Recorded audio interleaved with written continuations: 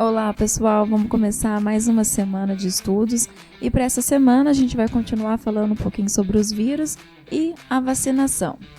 E como proposta de atividades, a gente trouxe aqui a questão número 1. Depois de um surto de uma doença misteriosa, início com febre, coriza, mal-estar, dores abdominais, diarreia, manchas avermelhadas espalhadas pelo corpo, que acometeu crianças com até 5 anos de idade em uma creche. Os pesquisadores da Unicamp conseguiram sequenciar o material genético do agente causador da doença e concluíram que se tratava de um vírus. Um segmento dessa sequência era... E aqui vocês estão vendo, a gente tem uma sequência do ácidos nucleicos, que a gente tem a uracila, adenina, citosina, citosina e citosina, guanina, uracila, adenina e guanina. Na letra A, ele pergunta assim: explique por que os pesquisadores concluíram que o agente infeccioso era um vírus. Então, lembrando da sequência que ele deu pra gente, a gente já consegue imaginar o porquê que ele concluiu isso. Os vírus, vamos lembrar, ou ele é constituído de DNA ou de RNA. A diferença do DNA e do RNA é a base nitrogenada. Quando o DNA ele tem a timina, o RNA tem a uracila, a letra U. Então, ele é um vírus de RNA. Aqui até na imagem a gente tem um retrovírus mostrando que é um vírus de RNA. AB. Dê duas características que expliquem por que os vírus não são considerados seres vivos. Então, a gente já falou bastante em relação a isso. Primeira coisa, eles necessitam de um outro organismo para se reproduzir, não tendo seu metabolismo próprio. Aí a própria imagem mostra ele parasitando uma bactéria. Aí a gente tem um bacterofagos. Então, ele necessariamente vai precisar de um outro organismo. Então, a gente fala que ele não tem esse metabolismo próprio. Ainda na questão número 1, a C, sabendo-se que a sequência mostrada acima, essa sequência que é a uracila, adenina, citosina, guanina, uracila, adenina e guanina, dará origem a uma fita de DNA. Escreva a sequência dessa fita complementar. Antes de eu explicar para vocês como que vai fazer, sempre a adenina vai ligar com timina e a citosina com guanina. Então, a gente tem até um macetinho lá, que é Agnaldo Timóteo e Gal Costa. Então, sempre lembrando que é adenina com timina e guanina com citosina. Aí, no caso, eu vou codificar a partir da fita de RNA uma fita de DNA. Então, eu sei que eu tenho a uracila no lugar da timina no RNA. Então, como que vai ficar a segunda sequência? Então, eu vou ter uracila ligada com adenina ligada com timina, citosina com guanina, citosina, guanina, guanina, citosina, uracila e adenina, a uracila e adenina, e depois, no lugar ali da adenina, vai ser a timina e guanina e citosina. Então, a segunda fita sempre vai ter esse ligamento. Então, sempre lembrando, é regra, tá? A adenina se ligar com timina e a guanina se ligar com citosina. A questão número 2 trouxe: os portadores do vírus HIV, agente causador da AIDS, a síndrome da imunodeficiência adquirida, são trabalhadas como chamados coquetéis antivirais, que combinam drogas inibidoras da transcriptase reversa com drogas inibidoras de protease.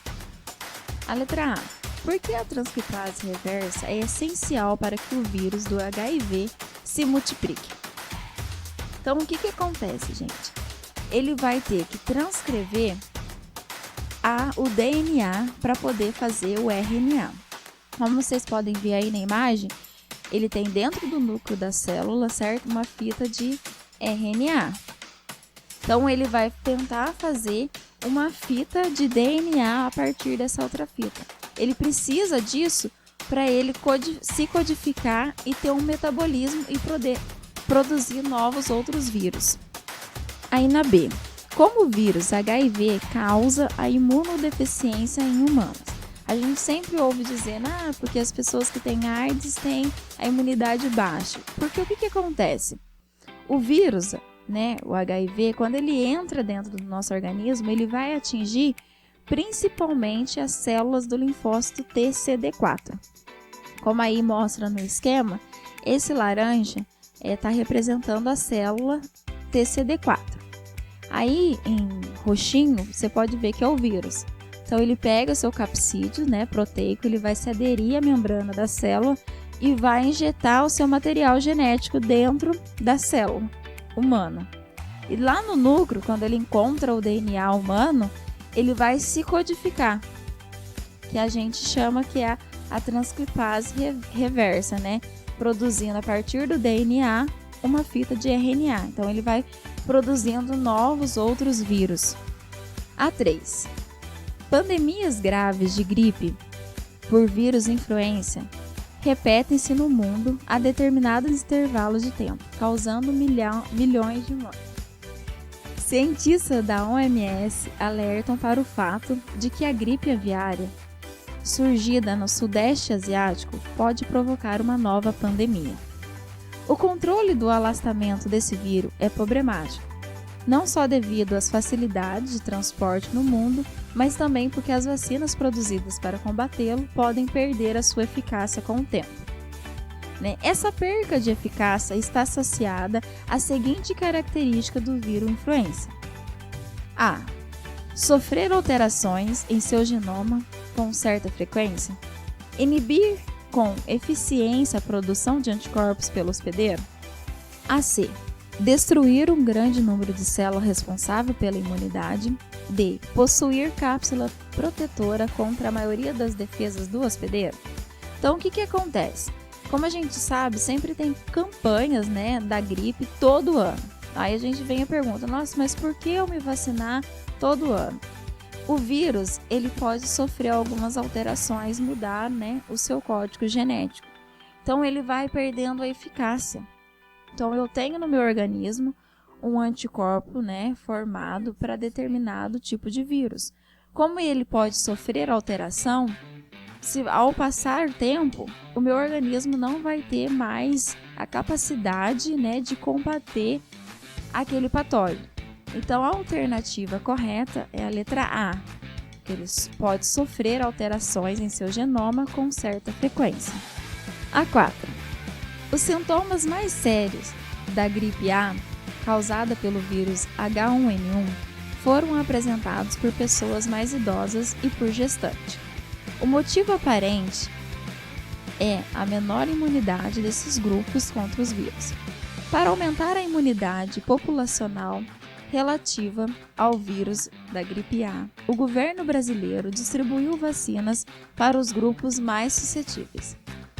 A vacina contra H1N1, assim como qualquer outra vacina contra agentes causadores de doenças infectocontagiosas, aumenta a imunidade das pessoas por quê? Letra A. Possui anticorpos contra o agente causador da doença? Possui proteínas que eliminam o agente causador da doença? Estimula a produção de glóbulos vermelhos pela medula óssea?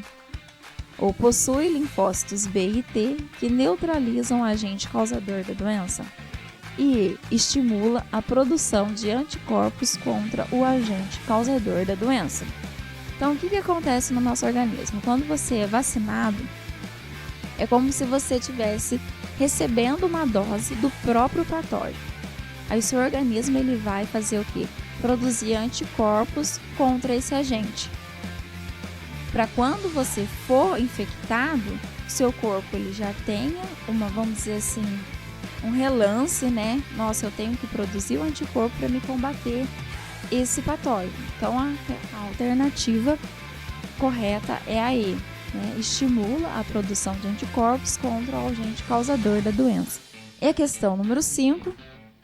A síndrome respiratória aguda grave, também conhecida como SARS, é uma doença sem tratamento que foi descoberta em 2003 na China.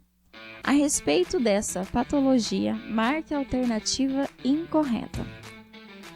A. A SARS é uma doença caracterizada por uma pneumonia grave? A doença é transmitida por um vírus envelopado do gênero morbillovírus? A C. A sarça pode ser transmitida pela inalação do vírus? E D. A doença não possui tratamento específico? Então vamos analisando. Como a gente sabe, essa doença, uma das características dela, né? O sintoma é a pneumonia. Então a letra A está correta. A B. Ele é transmitido por um vírus morbillovírus? Está errado, porque é o coronavírus. O morbillovírus é um vírus que causa o sarampo. Então a alternativa B que está incorreta. As outras também estão certas, porque ele realmente é transmitido pela inalação do vírus, né? Quando outra pessoa expira e você está em contato com a pessoa infectada, e no próprio enunciado já fala, a doença ela não possui um tratamento específico. Então ela está correta também.